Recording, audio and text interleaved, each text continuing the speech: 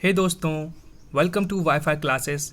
मेरा नाम है गौरव और आज मैं आपके लिए पार्ट 3 लेकर आया हूँ जैनिज्म का, जिसमें बात करेंगे हम लोग टीचिंग्स ऑफ महावीर। किसकी बात करेंगे? Teachings of Mahavir. महावीर की क्या टीचिंग्स है उसके बारे में बात होगी। अगर आपने पार्ट 1 और पार्ट 2 नहीं देखे दोस्तों तो आप गलती कर रहे हैं।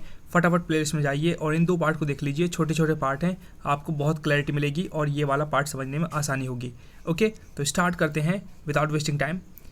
पहला पॉइंट क्या है उनकी टीचिंग का कि he rejected the authority of Vedas. दोस्तों, महावीर ने वेदास को सीधा सीधा मतलब खारिज कर दिया था कि वेद में सब बकवास चीज़ है।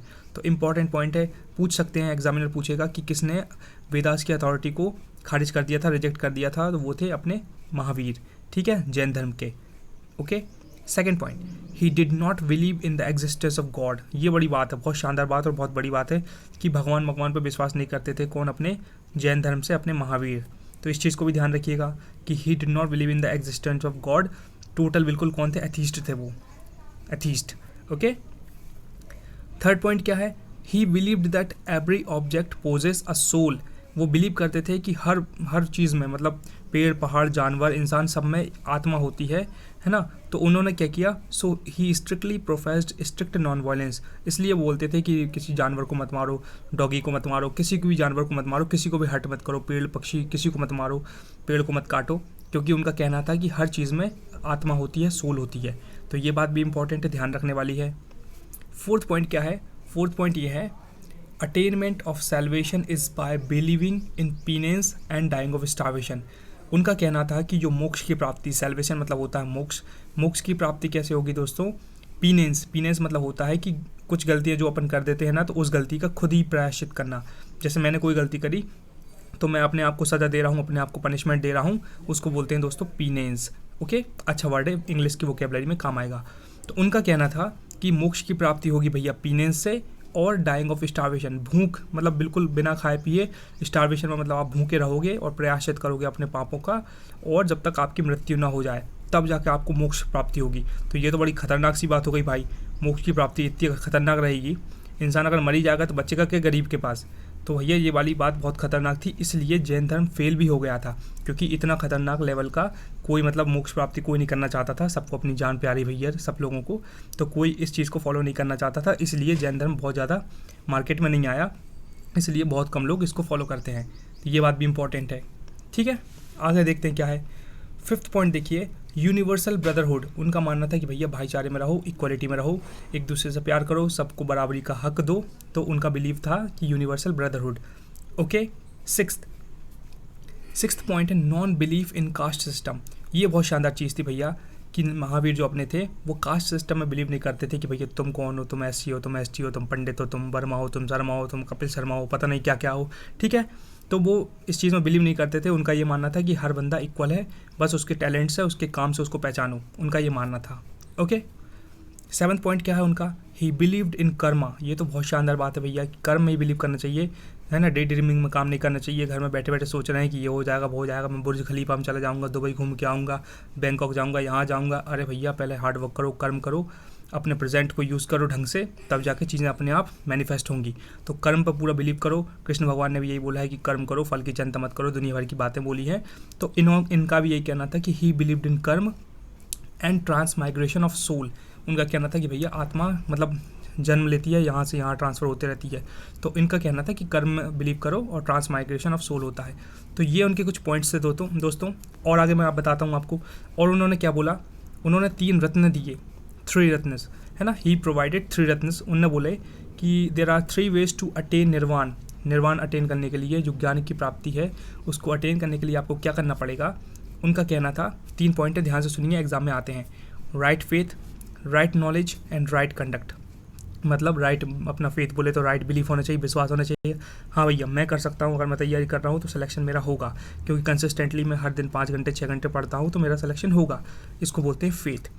राइट नॉलेज मतलब कि हाँ भाई जो भी मैं बुक्स पढ़ रहा हूँ बिल्कुल सही पढ़ रहा हूँ, इधर से क्वेश्चन आएगा, मतलब यहाँ से सिलेक्शन हो जाएगा मेरा इसको पढ़ने से। इसको बोलते हैं राइट नॉलेज लेना।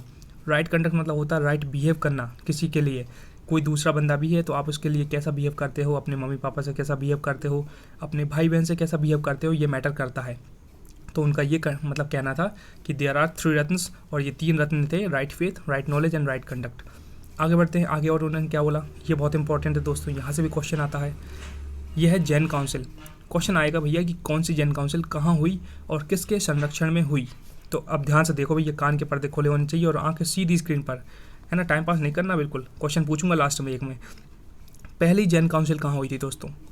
पहली जैन काउंसिल हुई थी 300 BC में हुई थी। BC बोले तो बिफोर क्राइस्ट, ठीक है। 300 BC में हुई थी। कहाँ हुई थी? पाटलिपुत्र में हुई थी दोस्तों।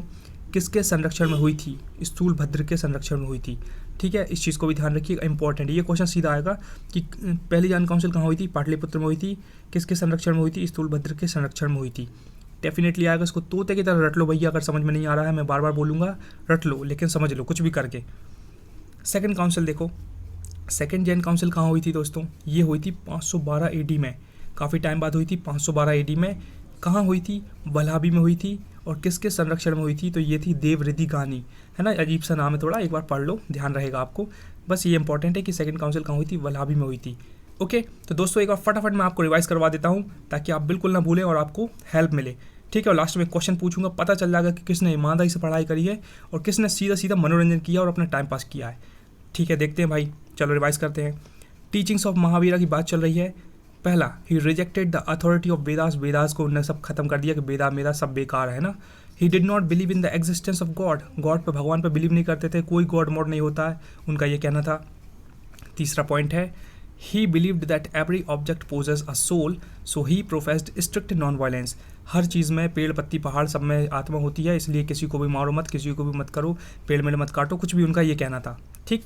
Fourth, attainment of salvation is by believing in penance and dying of starvation. Penance मतलब होता है कि जो गलती आपने करी है उसी का प्रायश्चित करने के लिए आप खुद को सजा देते हो, उसको बोलते हैं पीनेंस। और जब तक आप निपट ना जाओ तब तक आपको प्रायश्चित करना है, ये उनका कहना था, कि जो कि लोगों को मतलब ज़्यादा पसंद नहीं आया, इसलिए लोग फॉलो नहीं कर पाते। बहुत खतरनाक आइटम भी है ना ये। फिफ्थ देखो भाई, यूनिवर्सल ब्रदरहुड, इक्वलिटी, उन्होंने वो की इक्वलिटी को प्रमोट किया कि सबको बराबरी का दर्जा मिलना चाहिए। Sixth, non belief in caste system, है ना। किसको? Non belief in caste system इन्होंने प्रमोट किया कि कोई ऊपर नीचे, कोई अमीर गरीब नहीं है, सब इक्वल है। He believed in karma and transmigration of soul. आगे पढ़ते हैं। 3 रत्न दिए भाई उन्होंने, एग्जाम में आता है कि कौन कौन से 3 रत्न थे। तो राइट फेथ, राइट नॉलेज और राइट कंडक्ट, है ना। क्वेश्चन इधर से मतलब ऐसा आ जाएगा कि कौन सा इसमें से नहीं है, वो पता लिख देंगे, राइट हार्ड वर्क या कुछ भी लिख देंगे। तो आपको पता होना चाहिए 3 तो थे भैया, चौथा वाला नहीं था, तो वो आप ऐसे करके उसको एलिमिनेट कर पाएंगे, ठीक। इस तरीके से इसको याद करना आपको।